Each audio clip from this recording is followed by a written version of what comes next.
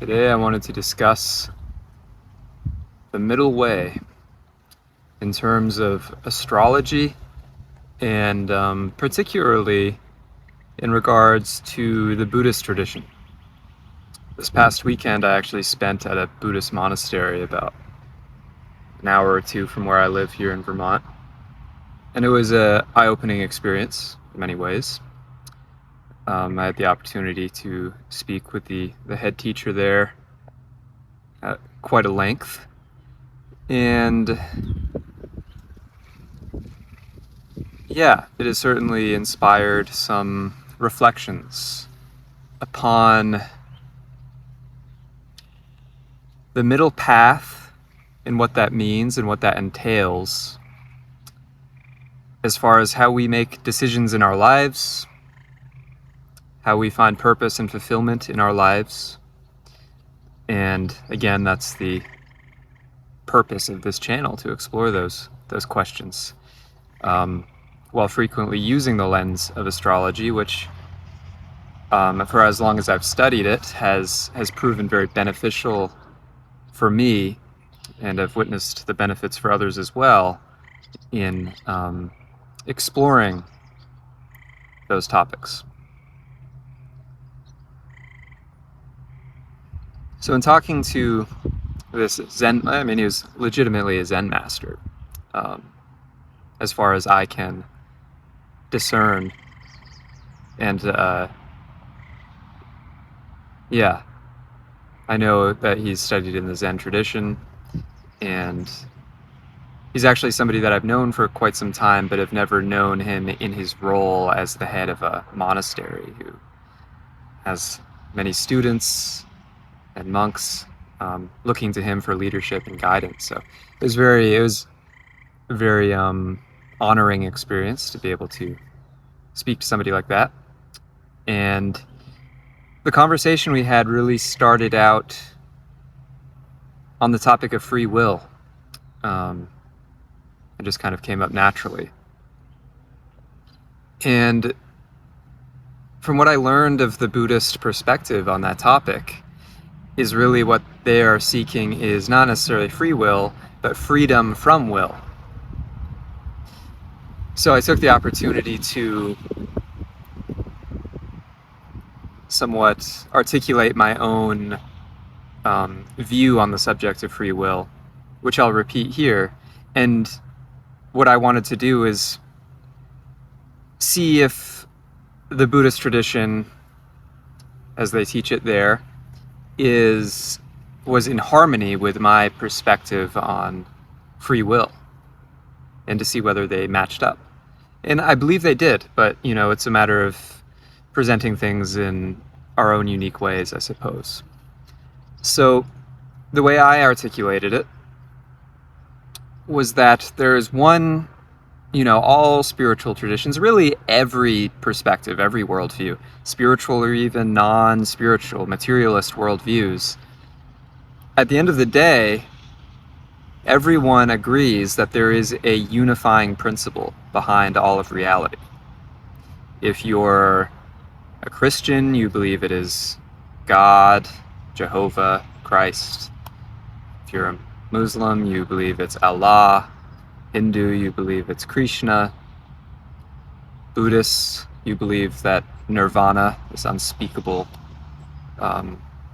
name for the true reality, foundational reality. But if you're a materialist or an atheist, you still believe that in material form. You believe that matter and its principles are the foundational aspect of reality. So there's a unifying principle no matter what your theological view is. So as far as free will is concerned, I start off by basically just making that statement, that there is a unifying principle that all can agree exists. And that unifying principle, we could say, if it's God or whatever you want, has a will. It is unfolding. The reality that we experience is unfolding before us. Everything is constantly changing as we observe the world of form around us. And what is what is. So us, as beings who experience individuality, who experience free will, in the sense that I'm going to choose to grab my water bottle here and take a sip. But we start there, that there's a unifying principle that has its own will. And then there's us. There's beings who seem to make our own decisions or have the experience of something akin to that. Now, what I put forward is that there is a relationship between those two. There is an ability for us as perceived separate individuals to not resist what is. And what is what God's will is, or what the will of this unifying principle is. So we can choose to agree with that. We can choose to be in harmony with that. And the experience of that in our lives is often like is when we feel like we are engaged in life in a way that we are enjoying. Maybe it's challenging, maybe it's fun, but we feel like this is something that I'm equipped for. This is something that I enjoy. This is the feeling of fulfillment. And what that experience is the experience of you being engaged in a non-resistant way to the flow of the will of the universe. You are not resisting God's will. You are in alignment with it. And when we are in alignment with the will of God, when that happens, we have free will. We are sharing God's will. We are one with God. God has free will. I'm just going to use God as the term here. Even if you're a materialist, what I mean is the all-encompassing, one unifying principle of what is. When we are in alignment with that, we have free will. We agree with it. We are that one principle. Just that one principle is manifesting its free will through us. It wouldn't have a will to act or manifest if it didn't have us to manifest it through. So when we are in that state of non-resistance, we are aligned with the will of God, and we have free will, just as God has free will, because we become one with God. Now, we also have this experience, again, as individuated, separate, isolated beings. We perceive things that way, oftentimes. And we can resist. We can resist what is. You can say, I don't like what this is. I reject it. I want things to be different.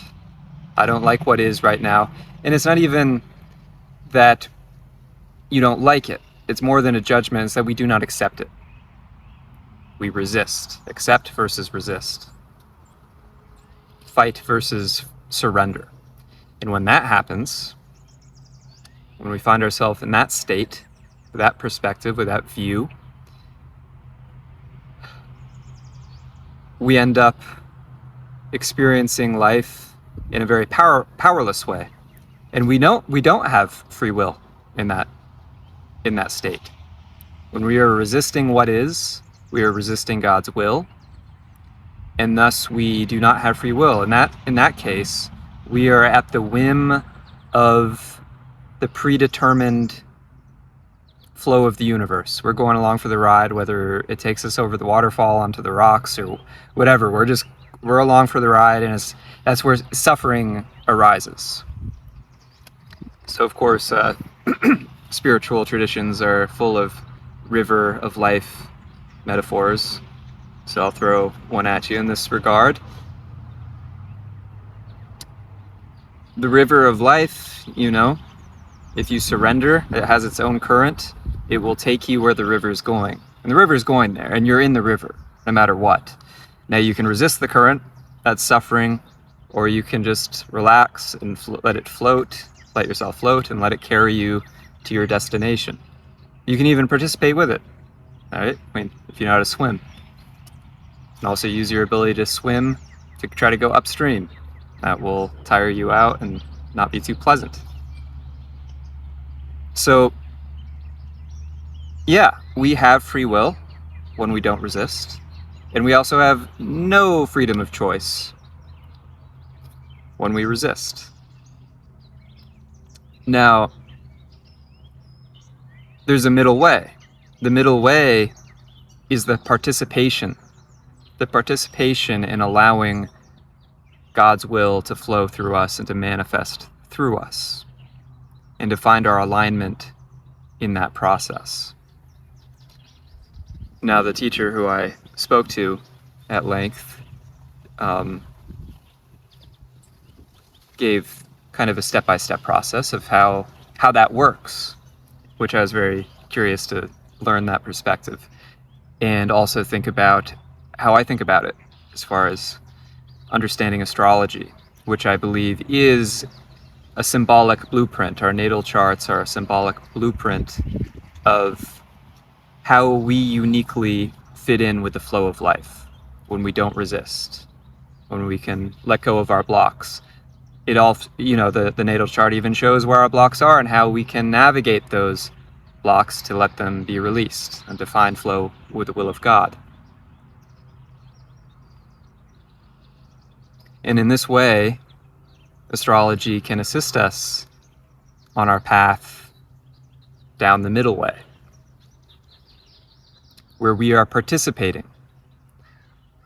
The teacher I spoke with used the term interdependent origination.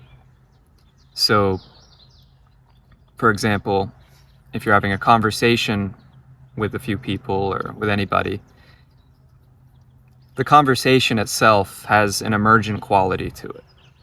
It doesn't exist by itself. And one participant in the conversation does not own the conversation, neither does any individual participant.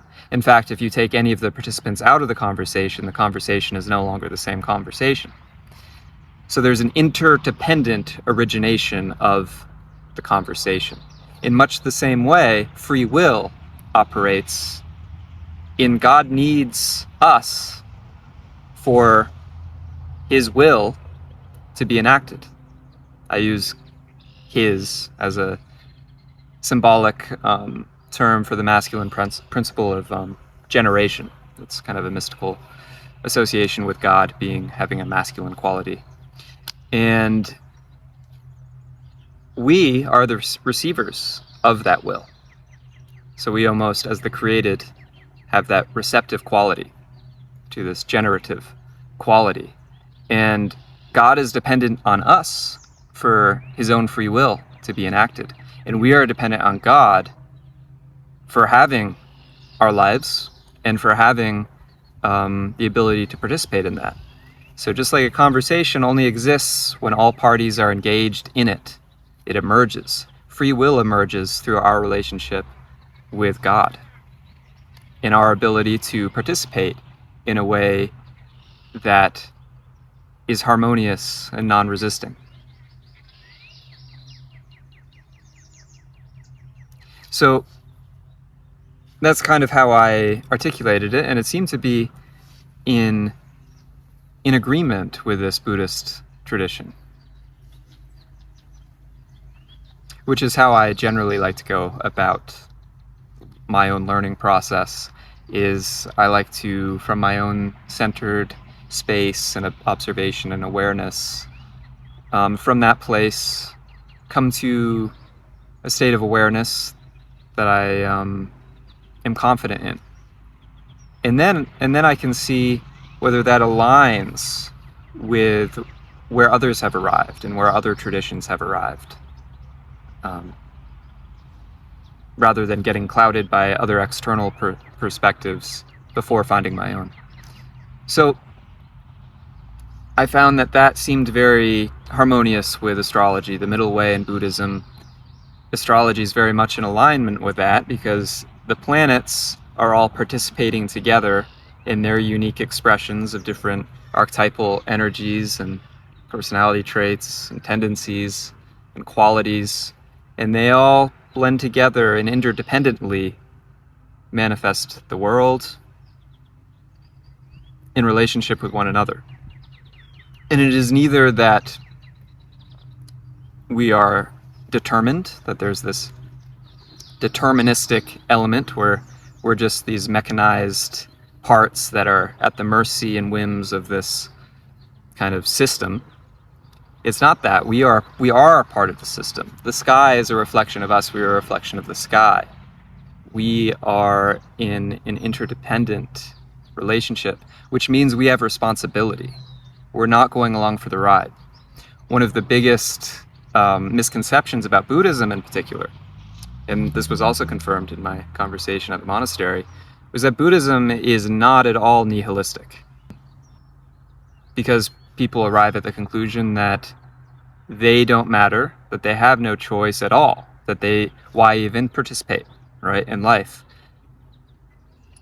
Because the reality is, the world that we experience is co-created by us. And if we choose to refrain from engaging in our own responsibility to create a world that is harmonious, then we reap what we sow. Many people have this impression that the world, Buddhists say the world is an illusion, so therefore, why bother, right? Just reject the world, reject identity, reject all of it. And, when I get the podcast out, in this interview, maybe I don't know if I'll share it on this channel, but I'll let you guys know if you want to check it out, because we go much into depth about that. So I just wanted to throw that out there. But I'll go back onto the main point. As far as how do we understand the question that I posed? Well, how do we know what to do from a Buddhist perspective? And also from, using an astrological lens, can answer that separately. And his response is essentially, first you have to find clarity. You have to find clarity about what truly is. Because what is God's will. He doesn't use the term God, obviously, he's Buddhist. And in order to find clarity, we need to release our attachment to thinking and release our attachment to our own stories of our lives. Now, releasing attachment to these things does not mean getting rid of them. It doesn't mean getting rid of the mind or pretending like we have no unique story or no unique identity. But first, we need to learn to not base our life decisions on these perspectives, to not attach our identities to these perspectives. And that's kind of step one. Step one is letting go of being attached to everything that you think you know, having an openness of awareness. And the more open you can bring your awareness, and the more you are able to receive, and the more inner space you have to receive the world and the truth about the world. And from that place, you can reach a clearer and clearer level of clarity about what is. And again, what is God's will as it unfolds. And God's will, much like a river, is constantly unfolding. So the more awareness and the more you can let go of your attachments to thoughts and your limited perspectives, the more you can receive the truth about the state of what truly is, in a sense that you are not separate from, in a sense that you are very connected to. And from that place, you can start to use your mind. Mind is chief is a very central Zen teaching, that we are co-creating this reality. This world of form is coming from the mind. The Buddhists believe that just as much as many of the other, if not all of the mystical traditions, believe that the mind is creating and generating existence. But what the important point is that from what place of awareness are we creating that existence? Are we creating a reality from a place of limited awareness, that's delusional and thinking that I am completely an individual that has no dependency or relationship with anything outside my perceived limited physical self. That is a perspective that many in our society have, and that is very prevalent. And thus we will create a reality based on that. One that has a lot of resistance and a lot of suffering to what is. That is out of alignment with what is. So the more we can detach from dogmatic viewpoints that we will not let go of, no matter what new information arises, people can get very stubborn about their opinions. The more we are able to detach, not reject, but just perceive neutrally. We can allow more and more of the truth as far as having a clear, lucid perspective of the world and ourselves and others to arise within us. And from that place, we can use our minds to formulate a way of being in the world and to come to decisions that we can stand firmly on and to live our lives a certain way and come up with a plan that is in harmony, interdependently, with nature, with all other beings.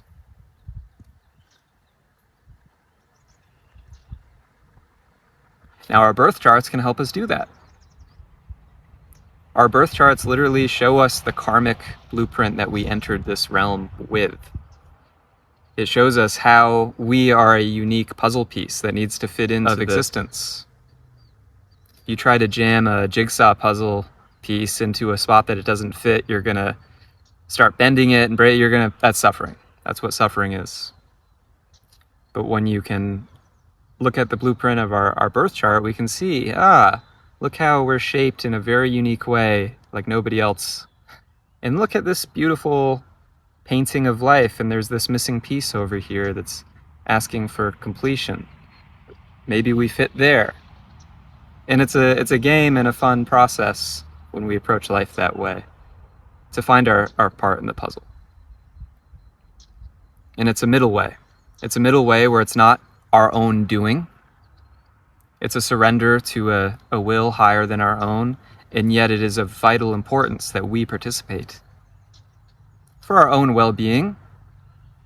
Suffering is something to be, I wouldn't say avoided, but I would say let go of. And it is a process of building compassion, because when we abdicate our own responsibility, we cause suffering in the world. If we don't do our part, then there's a missing hole in the puzzle of life. And suffering arises elsewhere if we displace it outside of ourselves, and inevitably that karma comes back to us as well. So the middle path involves responsibility. It embraces the dignity of the individual, the uniqueness, the fun and vibrant, different colors of personality traits that's what I love about astrology, seeing all of the myriad combinations and color schemes that come out, so to speak, in different ways as far as the different expressions of the planets and whatnot. And yet, all of the pressure of being an individual is removed. We don't have to pretend that we're gods. It's also very detrimental to have an ego that big, to think you are, that high and mighty of your own independent power. You are, but interdependently with all that is. So God is reliant on us. Let's not let him down. And let's participate in life fully and walk the middle way. If you're interested in trying to, be interested in exploring your own birth chart as a roadmap to learn about that in your own case, then you can reach out. I'll leave my email in the bottom, and I'll let you know when the Monastery Zen Master interview comes out the next week or two. Anyway, those are some of the things that I learned that I wanted to share, and thanks for tuning in. Many blessings.